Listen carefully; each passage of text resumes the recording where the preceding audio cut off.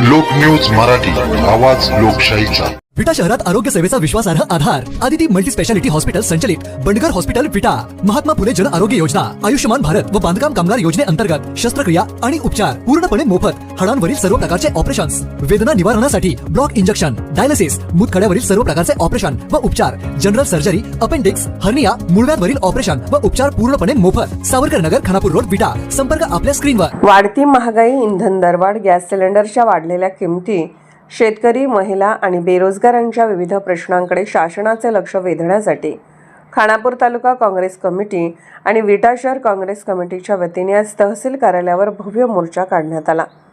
तालुका अध्यक्ष चंद्रकांत चव्हाण यांच्या नेतृत्वाखाली निघालेल्या या मोर्चामध्ये काँग्रेस कार्यकर्त्यांनी पक्षाचे झेंडे आणि मागण्यांचे फलक हातात घेऊन मुख्य चौकातून तहसील कार्यालयापर्यंत जोरदार घोषणाबाजी करत मोर्चा काढला। महागाईची आगडोम सगळीकडे उघडलेली आहे आणि या महागाईमुळं सर्वसामान्यांना जगणं मुश्किल झालेलं आहे। शेतकऱ्यांच्या वस्तू मागलेल्या आहेत, पेट्रोल, डिझेल, गॅस या सर्व गोष्टीचा दर मोठ्या प्रमाणात वाढलेला आहे आणि त्यामुळं या सर्व गोष्टीचा सर्वसामान्य लोकांच्यावरती मोठा परिणाम झालेला आहे आणि अन्यायावर लढा देण्यासाठी काँग्रेस पक्षाच्या विरोधाचा हा निषेध मोर्चा काढत आहे। आम्ही काँग्रेस पक्षाच्या वतीने आज आपल्या तहसीलदार साहेबांना निवेदन देणार आहे आणि निवेदनामध्ये या शेतकऱ्यांच्या जे प्रश्न आहेत, शेतकऱ्यांच्या जे खते, औषधी, बियाणे यांचे दर वाढलेले आहेत, त्याची टंचाई निर्माण झालेली आहे, पेट्रोल, डिझेल, गॅस यांचे दर वाढलेले आहेत। त्याबरोबरच आपल्या लाडक्या बहीण योजना हे जवळजवळ 80 लाख लाडक्या बहिणींना अपात्र केलेलं आहे, त्यांना पात्र करावं यासाठी आम्ही आज निवेदन देणार आहे। त्याबरोबरच अमेरिकन जो करार चाललेला आहे, अमेरिकन ट्रेड बिल, तो ट्रेड बिल रद्द व्हावं यासाठी निवेदनात आम्ही मागणी केलेली आहे। सुशिक्षित बेकारांना हाताला काम मिळावं,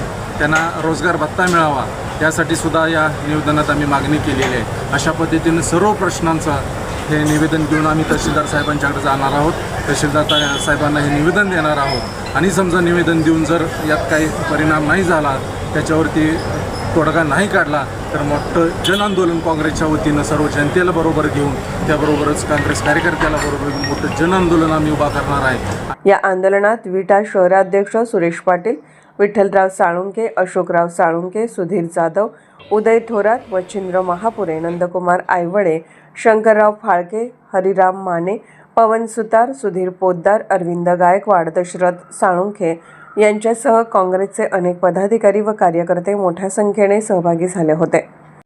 शांततेत आणि काँग्रेस पक्ष हा शांतताप्रिय आहे आणि गोरगरिबाचा पक्ष आहे, शांततेत जाणारा पक्ष असल्यामुळं आम्ही हा मोर्चा आणि आम्ही निवेदन द्यायला शांततेत जाणार आहे आणि शांततेतच भाजप सरकारचा आम्ही निषेध करणार आहे। कारण काय तर एक जागतिक माथेफिरूच्या नादाला लागून मोदी साहेबांनी देशात एवढं मोठं नुकसान केलं आहे आणि आम्ही त्या केलेल्या नुकसानचा निषेध ह्या मोर्चेद्वारे करणार आहे।